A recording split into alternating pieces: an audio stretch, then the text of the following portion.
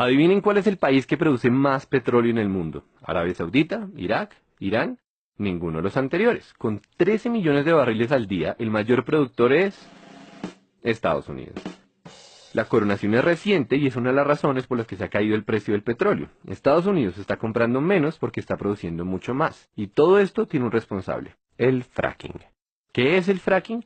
Es una técnica para extraer petróleo y gas de lugares que antes no se dejaban. Rápido repaso geológico. Todo el petróleo está almacenado en formaciones de rocas. Algunas de estas formaciones tienen poros o grietas que dejan fluir el petróleo, otras no. Las que no eran un problema para la industria petrolera, pero ahora que existe el fracking ya se puede sacar petróleo de ahí. Es más fácil entender todo esto si hablamos de un concepto clave, la presión.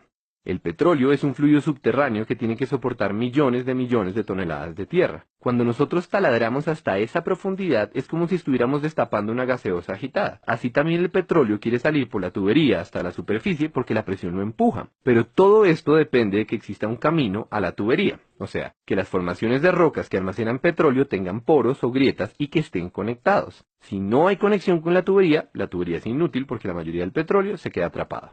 Pues bien, resulta que ahora podemos fracturar las rocas para crear nuestras propias grietas. Eso es el fracking, que formalmente se llama fracturamiento hidráulico. Lo de fracturamiento ya se entiende, y lo de hidráulico es porque se utiliza agua a presión para romper las rocas, agua y arena. Pero la historia no termina ahí. Para llegar a donde está el petróleo hay que perforar más o menos 2 kilómetros para abajo y otros 3 kilómetros de lado. Eso quiere decir que la tubería es demasiado larga y hay un montón de fricción, o sea que el agua que se inyecta pierde potencia a medida que avanza. La solución técnica de este problema es mezclar el agua y la arena con químicos que lubrican la tubería y así se combate la fricción que le quita poder al chorro. Pero ese cóctel es una para el medio ambiente y por eso el fracking es tan polémico.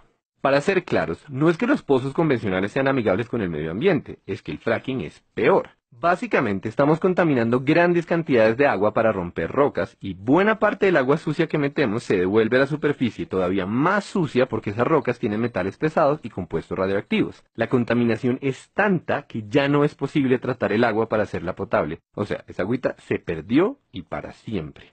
Entonces, ¿qué se hace con el agua sucia? Lo usual es que la entierren muy profundo, el equivalente industrial a meter mugre debajo de la alfombra, pero hay un problema, o más bien varios. Resulta que en el subsuelo existen reservas de agua potable y si el agua sucia del fracking llega a mezclarse con ellas, tenemos un desastre ecológico tremendo. Por supuesto, la industria petrolera y los que ponen las normas toman un montón de precauciones para que no ocurra esto. Por ejemplo, los pozos tienen un revestimiento de cemento y tuberías adicionales con el objetivo de evitar que el agua contaminada se filtre hacia otros lados. La pregunta es si estas medidas son suficientes y esa pregunta es particularmente relevante en Colombia, teniendo en cuenta que las normas se basan en estudios que fueron hechos en Estados Unidos, y acá la geología es diferente y poco estudiada. Mientras que en Estados Unidos las reservas de aguas subterráneas no pasan los 400 metros de profundidad, en Colombia ya extraemos agua potable a 1500 metros. Esa diferencia hace más asustadores dos de los tres problemas que tiene el fracking. Problema número 1. Las grietas causadas por esta técnica recorren el subsuelo de forma impredecible. Eso quiere decir que corremos el riesgo de conectar los yacimientos de petróleo y el agua contaminada con otras fuentes de agua. Problema número 2. El casing, o sea, la capa de protección para la tubería, solo llega hasta cierta profundidad, es decir, que el agua contaminada se puede filtrar por debajo. Y, problema número 3, el casing es una solución temporal. No se sabe qué pasa después de muchos años de desgaste en la estructura, y ya existen varios ejemplos de pozos en los que se comienza a filtrar el agua sucia.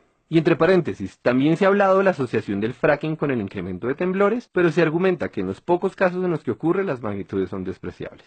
Ahora bien, dicho todo eso, es importante saber que hay más de 1 millón de pozos de fracking en el mundo, y ese dato es muy diciente. Nos dice que las consecuencias negativas del fracking teóricamente se pueden controlar, por lo menos a corto plazo, y también nos habla del rol protagónico del petróleo en la economía. Es que son 1 millón de pozos aumentando las reservas mundiales, y la cifra va creciendo, lo que nos trae de vuelta a Colombia. Colombia, que está por encima del 85% de los productores de petróleo del mundo. Colombia, cuya economía depende en buena parte de esta industria, pero también Colombia, la que solo ha explorado 9 zonas en lo que va de este año, porque cayó el precio del petróleo y por tanto cayeron las inversiones. Para bien o para mal, esta es una industria a la que pertenecemos y tenemos que tomar decisiones. Es claramente un problema de costo-beneficio. ¿Vale la pena asumir el riesgo de que se debilite el sector petrolero? O, dicho al revés, ¿será que vale la pena asumir los riesgos del fracking? La respuesta no es fácil y no queremos decir que la tenemos, pero conviene aclarar una última cosa. Como el fracking es mucho más costoso y como el precio del barril está tan bajito y como la industria petrolera en Colombia está alicaída, se está hablando de incentivos tributarios para el fracking. O sea, el país recibiría menos plata usando esta técnica que usando la tradicional. Entonces, de nuevo, ¿vale la pena?